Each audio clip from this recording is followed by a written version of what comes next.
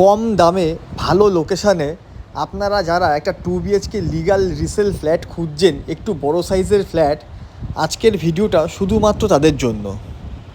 পূর্বাচল পাগলির মাঠের একদম পাশে মেন রাস্তার ওপর, যে রাস্তা দিয়ে আপনার অটো চলাচল করে, ঠিক ওই রাস্তার ওপর G+3 বিল্ডিংয়ের সেকেন্ড ফ্লোরে একটা 2 BHK double toilet separate kitchen দিয়ে একটা রিসেল ফ্ল্যাট আছে।